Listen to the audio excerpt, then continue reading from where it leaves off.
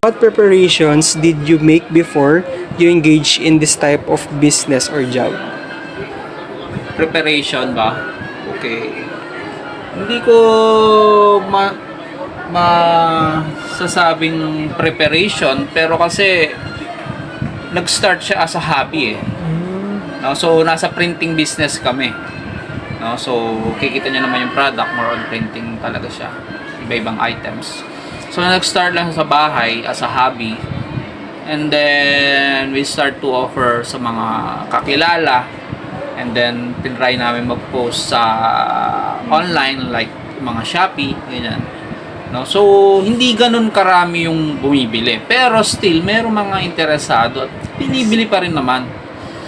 Ngayon, nung nakumpleto na namin lahat ng mga machines and mga necessary na kailangan, nung kasi bahay yan, nag-start kami sa bahay lang. So, unregistered business, no? Nung nakita namin parang kumpleto na, parang napag-usapan lang namin mag-asawa na paano kaya kung try nating i-register na talaga, no? Make it talaga a serious business na. Kumbaga, kumuha na kami ng permit, naghanap na kami ng pwesto. Ito yung nakuha namin, no? So, dahil kumpleto na, ang nag-push sa amin dito, dahil kumpleto na yung mga gamit, no? So, we feel like na we can compete na with others. Dahil kumpleto nga yung gamit. Yes. Tsaka yung experience namin, based na rin sa actual lahat. Kumbaga, pinag-aralan namin lahat siya ng kami lang eh. So, combination ng research at the same time ng actual production ng item. So, everything is based on self-study. Yes. Kumbaga, parang gano'n. Okay. So, doon kami na-engage to do it na talaga. What special skills and characteristics do you have that are related with your business or job? Characteristic. Siguro masabi ko lang medyo maselan. Maselan ako sa pag-e-edit. No? Saka yung pag nakita ko talagang meron pa siyang kailangan i-improve or mayroon pang may improve, gagawin ko. Hindi ko siya shortcut yung trabaho. Kumbaga, parang number one key element is ikaw mismo maselan ka eh. Though yung customer mo sometimes sinasabi, wow, okay na, ang ganda. Okay na, maayos na. Sometimes kami mismo, syempre, dahil kami yung nag-e-edit, we see something more better to improve.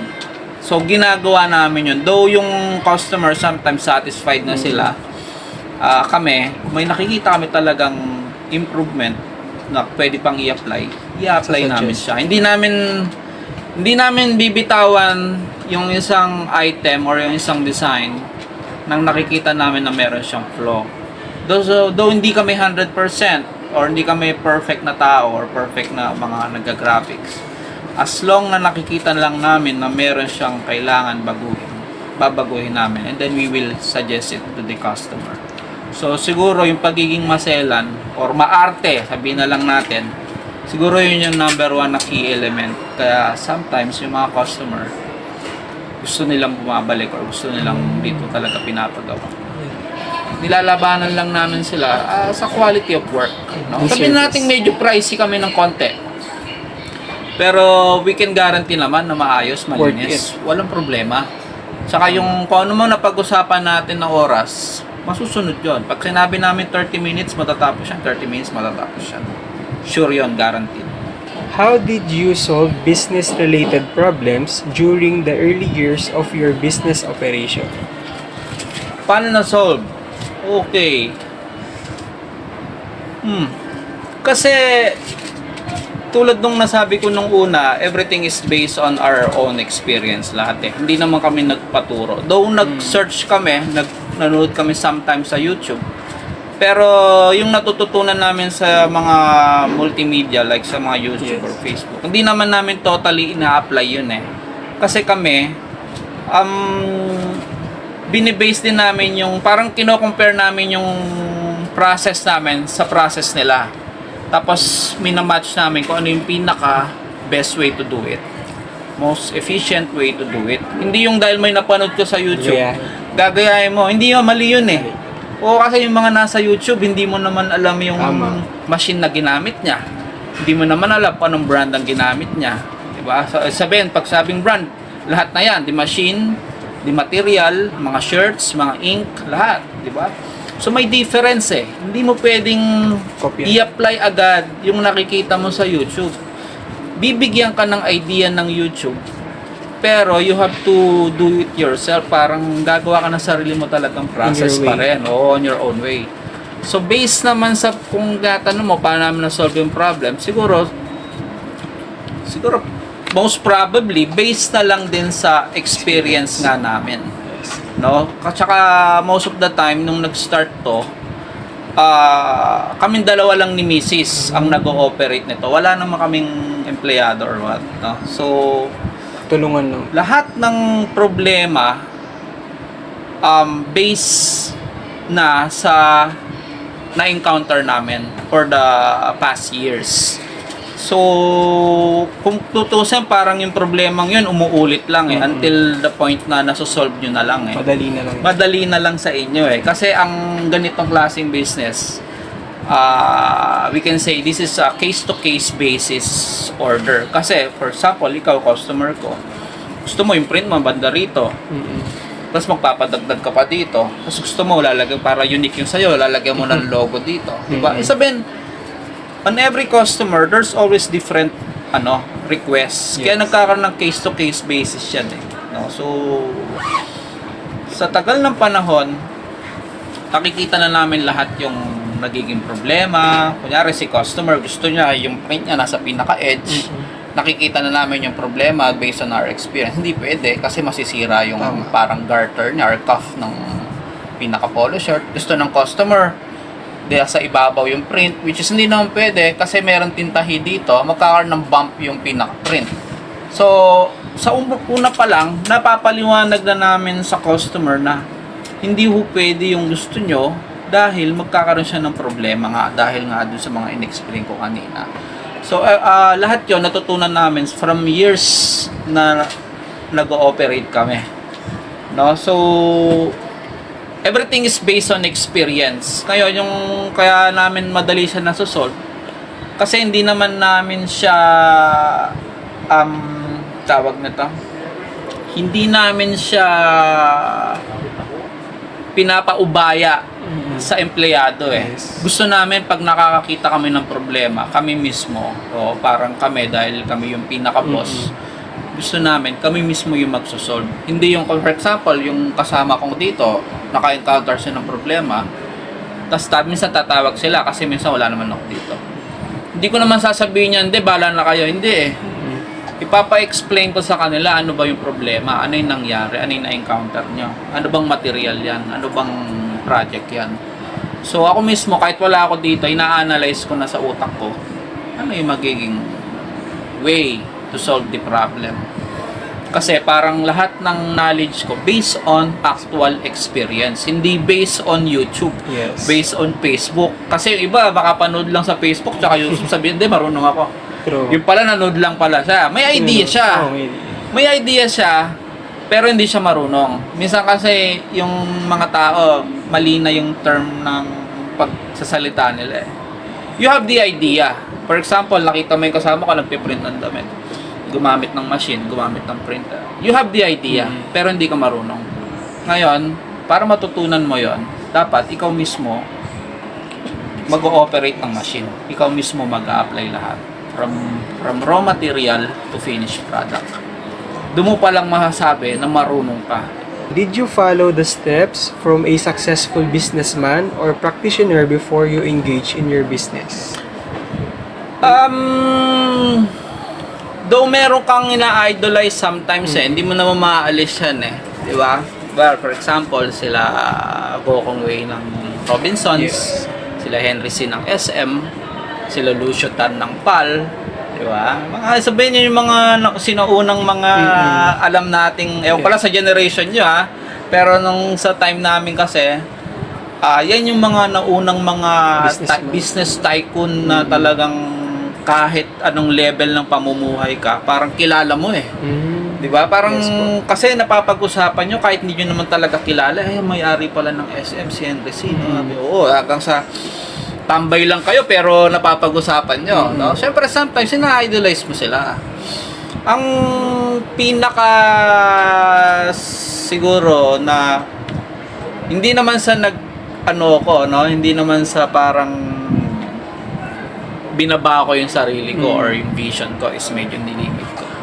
Parang naisip ko lang, ano ba yung meron sila na pwede mo rin ma-apply sa sarili mo. Wherein ang nakita ko lang talaga, they run the business on their own. Hindi say naisipan ko magtayo ng maliit na kainan. Ako mismo tatry ko magluto. Ayoko yung mag-hire ako tapos Sila yung mag-aano. ito yung gusto ko. Ayoko yung timpla. Palitan mo. Hindi ganon. Mas maganda laging magi-start sa'yo from the very bottom of the business. Yung pinakasimula. Kung pwede nga, kung saan binibili yung bigas, ikaw bibili eh. Hindi yung uutos ka lang ng tao eh. Bili ka ng bigas, ayoko to, palitan mo. Hindi. Dapat ikaw mismo, kumikot ka sa palengke. Tingnan mo yung mga, hawakan mo yung bigas. Hawakan mo yung meat. Hawakan mo, tingnan mo yung establishment ng vegetable vendor. Kung ano ba siya, let's say, malinis ba yung facility din niya. Diba? Kasi kung uutos mo lang lahat yan, hindi mo naman alam yung empleyado mo, baka bumibili lang sa, diba? Quality. Lalo na sa ating Pilipino, kung sino yung kakilala mo, doon ka bibili. Kahit ang pangit na nung binibenta niya, let's say for example, palengke yan, medyo marumi. Diba? Yung mga meat product niya, nakalatag lang. Wala siyang proper facility to store the meat. Dahil kakilala ng empleyado mo, bumibili siya doon. No? Ang first stage dyan, dapat talaga ikaw as a proprietor, hahanap ka na ng supplier na meron siyang maganda nga, patimpot yung makikita mo may potential to grow eh. For example, nakita mo tong meat vendor is very serious sa talaga sa ginagawa niya. As in, malinis, stainless lahat, naka-proper attire yung mga nagtitinda. Though mahal ng konti, sabihin na natin, pero yung quality naman ng meat is perfect, malinis, garantisado. Why not? Diba? Kasi, pag nagka-problema yung meat, at the end of the day, sino bang masisisi dyan? Hindi ba ikaw rin? Dahil ikaw nag-serve ng pagkain sa mga tao eh. Sasabihin mo bang hindi, yung pinagbilhan ko kasi marumi. Diba? Niluto lang namin yan. Hindi namin hindi kami nag-grow ng mga pig or nag-ano ng mga pig. Hindi eh. As a businessman or a vendor, cargo mo lahat yan eh. Once na dumaan sa store mo yan, automatic yung problema, mapapasa na sa'yo yan eh. So from the start, from the pinaka-supplier mo, sa rice mill pa lang yan, sa meat vendor pa lang yan, to vegetable pa. Pag nakita mo nang mayroong problema, huwag mo nang tatangkalikin. Kasi sa'yo babaksak lahat yung problema.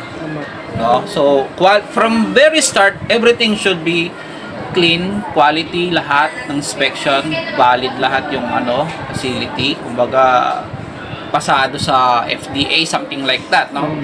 It's not hindi yung pagiging maselan ng pinag-uusapan dito eh. It's parang how to deliver a good quality to your customer. Yun ang tamang paraan ng pag-business. Yes. Huwag mong iisipin yung kinikita mo. Kasi kung seryosong magnenegosyo ka, number one, ang iisipin mo dapat, paano mo masasatisfy yung customer mo? What best business practices can you share with aspiring entrepreneurs?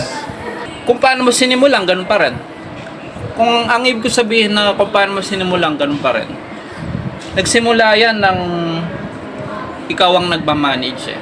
From pinakababa hanggang pinakataas. No? Ang minsan kasi nagkakamali yung iba, no? Hindi ko nila lahat, pero meron kasi ako mga kilalang ganito ang nangyari sa kanila. For example, nag-boom, no? Medyo gumanda yung takbo. No? Siya yung minamanage niya, napag-grow niya, napalaki niya. Nagkaroon siya ng regular na income or regular, naging sabihin na nating na siya, stable. Naging stable yung takbo ng business. Ganda. Naging stable. So, nakapag-hire siya ng mga extrang tao kasi nga maganda yung takbo ng business. So, anong nangyari doon? Sometimes kasi parang darating sa point na kasi ako naman dumarating sa punto na tinatamad ka na eh. No, kasi parang ganito yan eh. Kaya ko naman mag-hire eh. Bakit pa ako pupunta sa tindahan? Di ba? Kaya ko naman mag-hire ng namamalengke. Bakit pa ako pupunta ng palengke?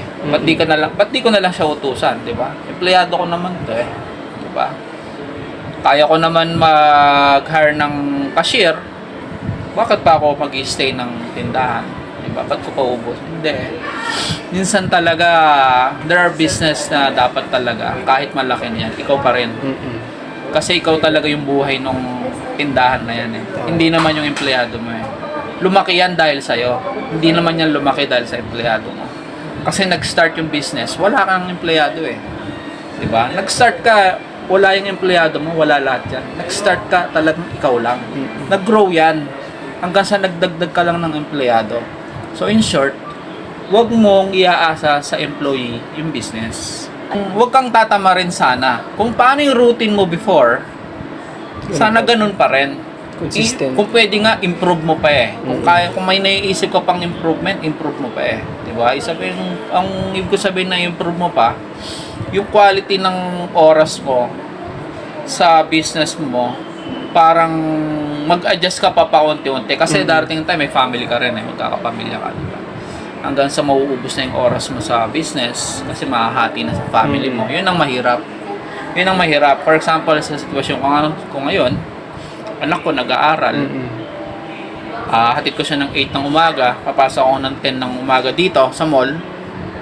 Tapos lalabas yung anak ko ng 1:30. Aalis ulit ako ng mall. Hatid ko sa bahay yung anak ko. Makakabalik ako ng mall 3 o'clock. So imagine that. Parang araw-araw mong gagawin nun. Diba? Parang mahirap hatiin yung oras talaga. So hanggat kaya mo lang i-improve pa yung time management mo, kumbaga, mas maganda. Wag ka lang mawawalan ng oras sana sa business mo. Kasi ikaw ang buhay ng negosyo eh. What do you think are the salient characteristics, attributes, lifestyle, skills, and traits that made you successful in your business? Okay. Well, di naman kami ganun ka-successful. Siguro successful in a way na nag-run lang ng matagal and still buhay pa rin. Yes. Especially nung nag-pandemic tayo, di ba? Talagang 2 years. Talagang madugo. Nakakaiyak. First time. Di ba, ano lang nangyayari? Parang siguro every millennial lang yata nangyayari naman yung ganyan, no? Pero maiiyak ka in a way na To the point na kasi 4 silang empleyado ko dito nun eh. Imagine 4 sila. Minsan papasok lang na sales. Ito totoo to. 4 sila nandito. Minsan papasok lang na sales namin 100 pesos. Minsan wala. Diba? For the past years na nag-start kami dito, never nangyari sa amin yan. Never kaming nag-abono. Imagine ang rent namin dito, maabot ng around 23 to 24,000. Yung rent itself. No? So, hindi kasama yung mga empleyado mo or other expenses mo like yung mga telephone bills, mga cellphone bills, like kung ano pang mga consumables na ginagamit dito. Never in our life na nag-abono kami. No?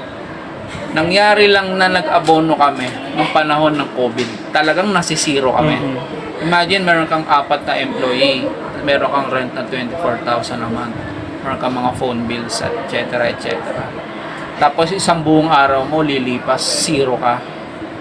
Benta mo 100 pesos. Minsan nagpa-print nga lang 50 pesos. Alam nila yan.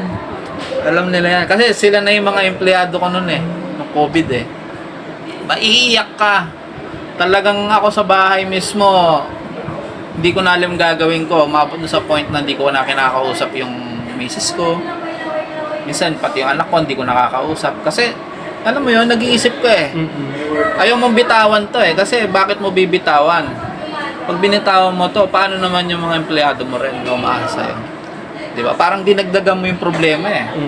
Diba? At least, makasurvive man lang yung mga employee hanggang lumipas yung panahon ng grabe yung pandemic. So sabi ko rin sa misis ko, sacrifice muna. No? Huwag natin isipin yung kita. Ang importante, lumagpas yung panahon ng pandemic na to. Wherein nakasurvive naman eh. Kaya lang, yung sigla nung, kung paano, yung sigla nito noon, hindi pa bumabalik. Kung paano talaga siya. Hindi, kasi talagang, mapagmamalaki ko, na talagang busy lahat sila dito. Kasi hindi ka naman mag-hire ng empleyado kung alam mong walang gagawin eh. Diba? Hindi ka naman, parang joke lang ha, pero tanga ka ba? Kukuha ka ng empleyado na alam mong wala namang gagawin. Diba? Hindi mo gagawin. So, isabi, may 4 akong tauhan dito. Lahat sila may ginagawa that time.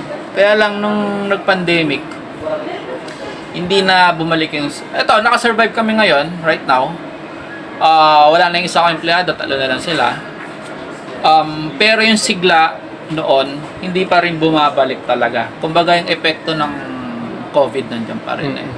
Ngayon, yung traits lang na masasabi ko siguro sa kanya na pwede nating ma-share, no? Huwag ka lang mag-give up, no? Pag ikang resilient, kumbaga. Oo.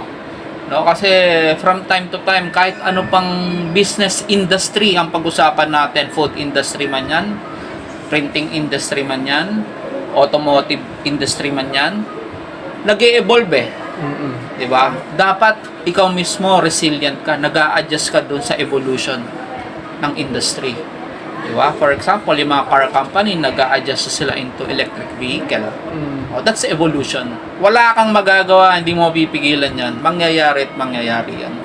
Ganun din naman sa mga food industry. Diba? Yung mga burger noon, hindi mo na mako-compare sa burger ngayon eh. Ang dami ng tinatawag na food fusion na tinatawag, yung mix-up, mga Asian fusion, ganyan. Diba?